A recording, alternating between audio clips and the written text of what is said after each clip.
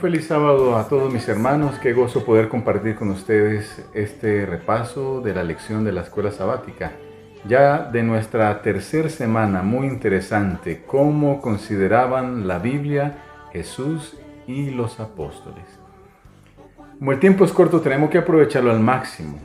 Y vamos con esa primera perspectiva, porque la lección está poniendo el punto de partida en cuanto al pensamiento posmoderno, donde la Biblia se está interpretando principalmente desde una óptica filosófica y se cuestiona la inspiración de la Biblia, la autoridad de la Biblia como la palabra de Dios.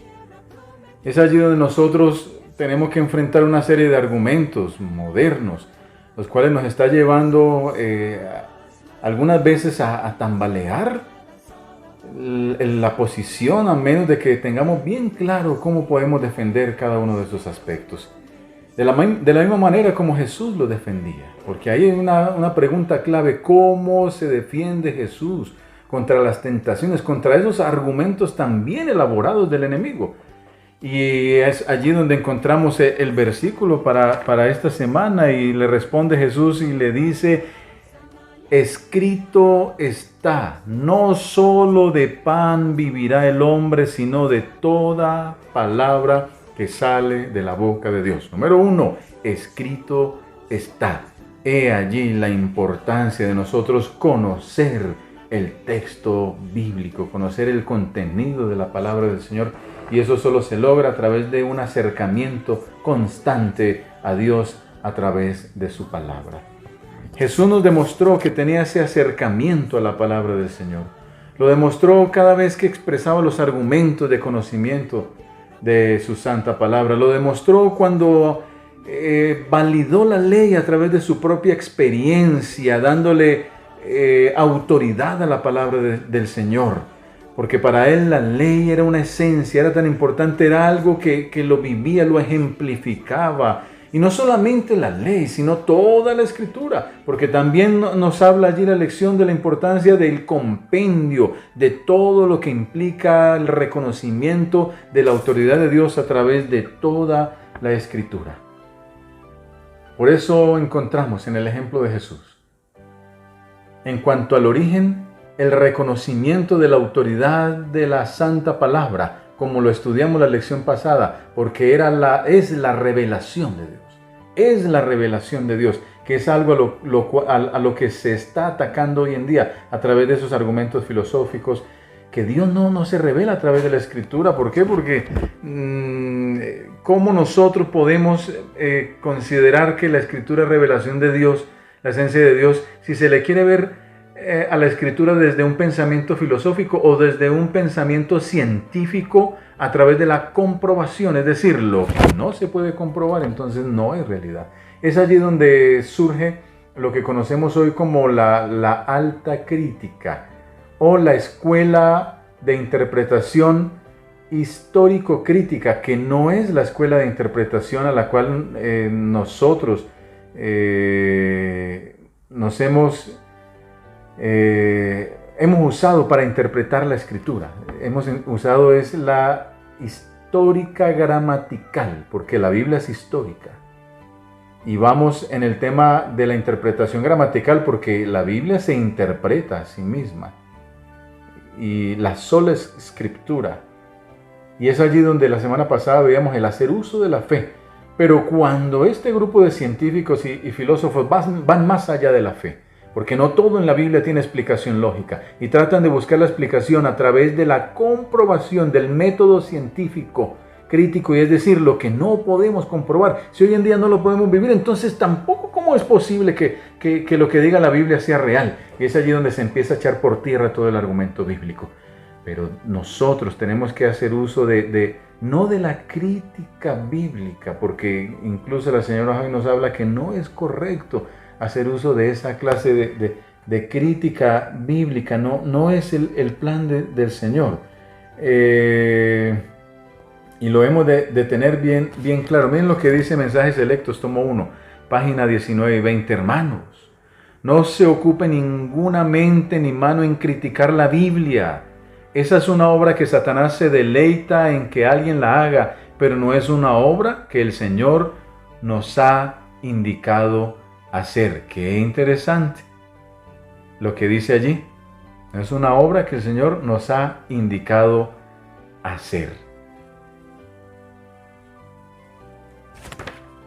Es por eso que debemos afianzarnos en el argumento de la revelación de Cristo, de Dios a través de la palabra y a través de Cristo. Es la segunda gran revelación de Dios, Cristo, el Dios encarnado. Y Cristo mismo como revelación de Dios viene para fortalecer la autoridad de la palabra del Señor. Por eso valida la ley. No, lo dice claramente, no he venido para abrogarla, sino que he venido para confirmarla. Aparte de validar la ley, nos da la indicación de que toda la Escritura representa la autoridad de Dios y la revelación de Dios, no una parte de la Escritura. Nos habla de su origen. La Escritura se origina en Dios. Incluso el ejemplo que nos dan los apóstoles también es muy claro. Porque los apóstoles nos dan el ejemplo porque ellos también están validando a través de su propia experiencia la palabra de Dios. Y cuando nosotros encontramos en los escritos apostólicos del Nuevo Testamento y lo leemos en detenimiento, nos damos cuenta que ellos mismos allí están dando testimonio de toda la Escritura, aún desde el mismo comienzo del Antiguo Testamento, porque en varias oportunidades encontramos la evidencia implícita dentro de la palabra del Señor. En conclusión, podríamos afianzar nuestra confianza en Dios y en su palabra, así como Cristo lo demostró con el texto clave que hemos estado estudiando a lo largo de la semana.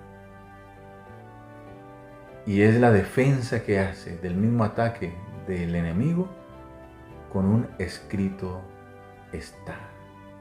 ¿Qué significa entonces la palabra de Dios para nosotros? ¿Qué significa la palabra de Dios para ti?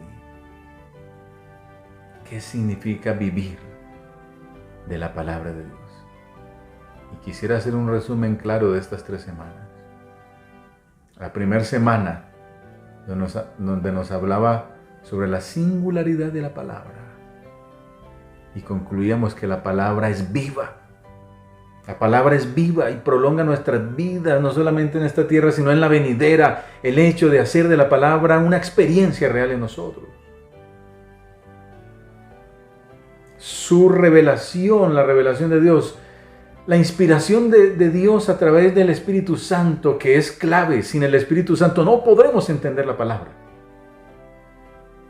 Y esa segunda revelación, Cristo, demostrándonos que es a través de la confianza en la palabra del Señor, más no en todas aquellas personas, sea pensamientos filosóficos o científicos, que quieren derrocar la palabra del Señor. Y termino con lo que dice el deseado de toda la gente, es página 355, cerrando esta tercera semana de estudio. Miren lo que dice aquí: mirando constantemente a Jesús con el ojo de la fe, seremos fortalecidos. Dios hará revelaciones más preciosas a sus hijos hambrientos y sedientos. Hallarán que Cristo es un Salvador personal. A medida que se alimenten de su palabra, hallarán que es espíritu y vida. La palabra destruye la naturaleza terrenal y natural e imparte nueva vida en Cristo Jesús. El Espíritu Santo viene al alma como consolador.